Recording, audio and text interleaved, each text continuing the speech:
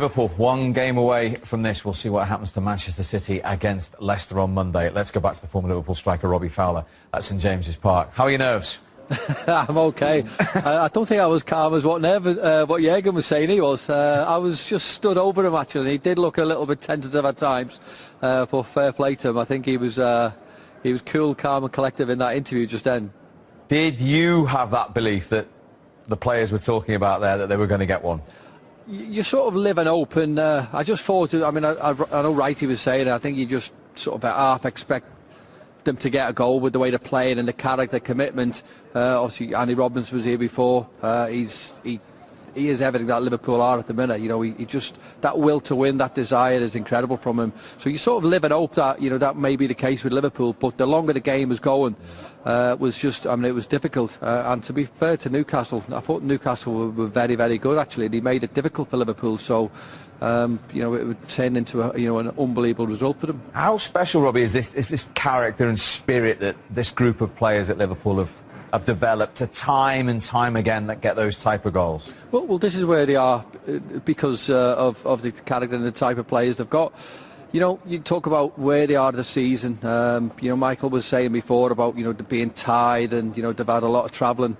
But I think when you're playing games like this, you know, you've got, you know, one game away from maybe winning the Premier League. You know, you're in the semi-final of the Champions League. So they're playing on adrenaline as well. So, I mean, the way they have been, certainly the past month when all the pressure is maybe on them because City keep getting results, I think you just take your hats off to them because I think they've just been unbelievable. And talking of City, we should mention them. I mean, they might have expected Liverpool to win this game anyway, but if they were watching it, they might have believed that Liverpool weren't going to score again and get a draw. Yeah, they could have been thinking that we win Monday, and all of a sudden it's all over. So, yeah, I'm sure that they're shaking themselves down, thinking we've got plenty more to do, and they would have been disappointed with that because I think it was the first time whereby Liverpool weren't carving open their opponents. They weren't creating chances. It was almost like they're going to have to grind this out, try to win however they do, and it ended up being a set piece. But no, City will be looking at it thinking, what more do we have to do to win this title? As we all know, they're going to have to, well, they can't shake Liverpool off just yet. And if they do win this title, they'll go back to this game as one of many examples, right back to the 13th minute when Van Dijk scored. I mean, from then on, it was a great watch, wasn't it? Yeah, it was a fantastic game, and, you know, I was saying, like, we heard Jürgen Klopp say as well, you know, he wanted it to be calm, he wanted it to pass it around, to take the sting out of the game a bit, but you have to give credit to Newcastle for just keep going. I watched Newcastle against Brighton, and this is a totally different side now. Obviously, they're at home, it's the last game of the season, but they went all the way to the end in this game. I'm thinking at some stage, like, I was worried. That's why I asked Andy Robertson about it, because I was worried, thinking, surely it can't just end like this, because I was thinking, this may be it now. This may be it for Liverpool. Rob, we heard from Trent Alexander-Arnold being very open there about the equaliser with the handball on the line. We've clarified that. Had the goal not gone in, he would have probably been sent off and a red card. So actually, some Liverpool fans are probably relieved that they did score. Well, it was. I think it's probably turned into the perfect day for Liverpool. I think you can't really afford to lose Trent because he's been great as well. So.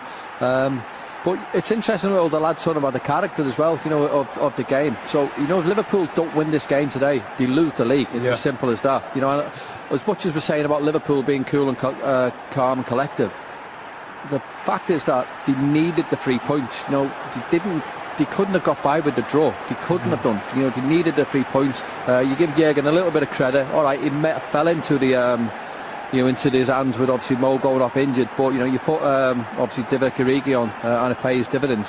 But you know, we keep saying it, but the character and the desire of this team is just incredible. Robbie, we spoke before the game about Daniel Sturridge and his potential contribution. He played some lovely balls actually. Me and Wrighty were observing him in the first half. He played some nice through balls. What did you think of his performance today? Yeah, look, it wasn't great, but look, he's part of a Liverpool team that have come to a tough place and got the 3 points, so you know he helped the team out.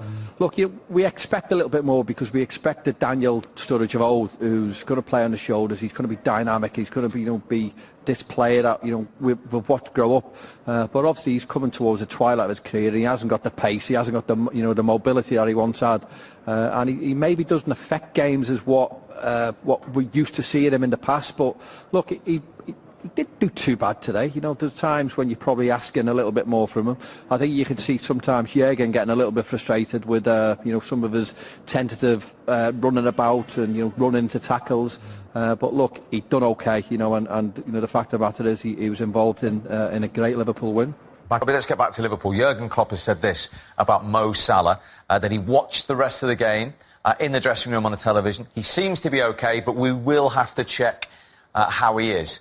Now, obviously they play Barcelona on Tuesday, but in terms of the Premier League in 8 days' time, when it's going to the last day, you want him on the pitch?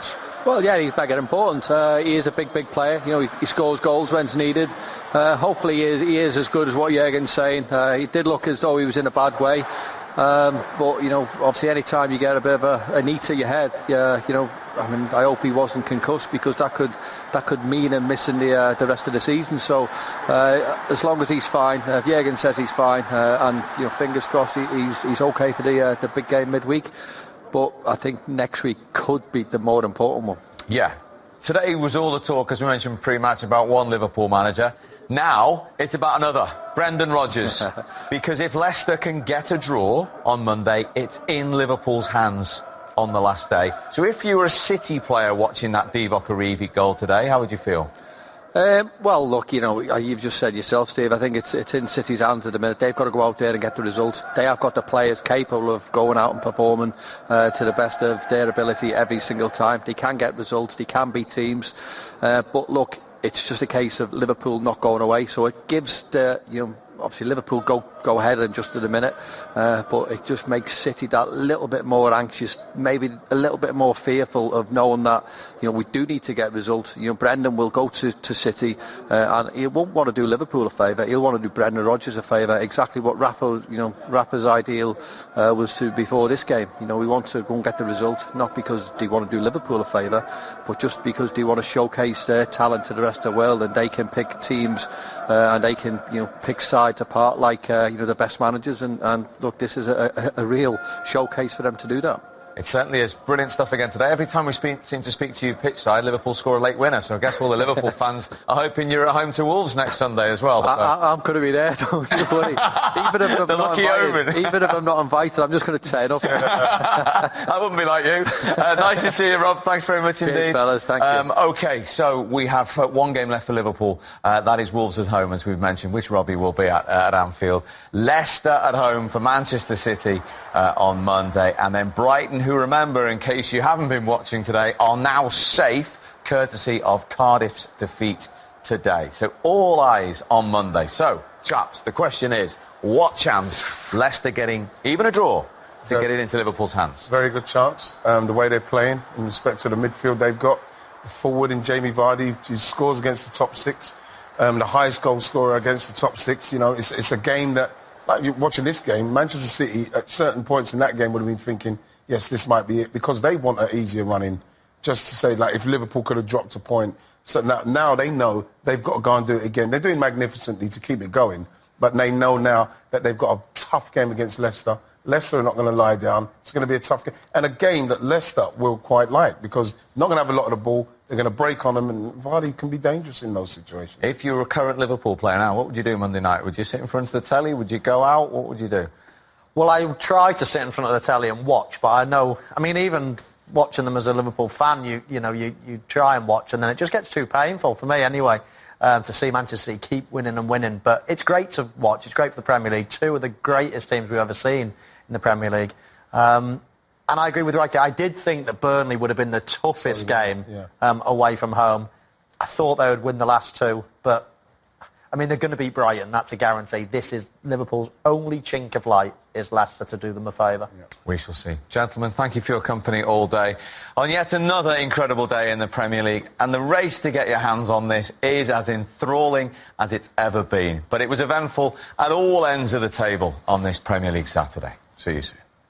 To Trent, as we said, at 1-1, he was immediately involved in 2-1, wasn't he, in a positive way? Yeah, he certainly was, and I think Wrighty and Robbie will both say the same thing. We all love quick crosses into the box. Defenders can't get set, and that's exactly what he did with pace. What's good about it as well, you see Mo, when he's backing up, you see him have a look. You just see him have a look there. So he sees where the goal is, and like you say, it was a beautiful finish. You know, he knows exactly what's happening. He knows exactly the pace on the ball, just guiding it past the keeper. It was a really, really good finish, and people think, oh, that's easy.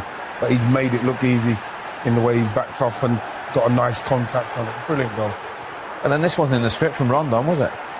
No, not at all. I mean, when Liverpool go ahead, then you expect them to hang on. They don't tend to concede too many goals this season, but what a finish that is.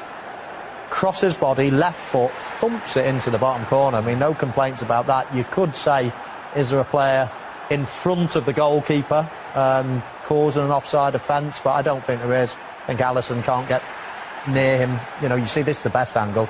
I'm sure Alisson can see the ball there, and I think it's a perfectly good goal. Super goal. And I want to ask you this about Origi, Wrighty. When you don't get too much minutes as a striker, how difficult is it to come on and affect the game, which he's done on numerous occasions this season? Well, to be honest, you're looking at the kind of way he is affecting the game, and he's in there hoping that he might be getting on the end of things. It's the same as the Everton. He took a chance and got himself in there because he's in and around the area.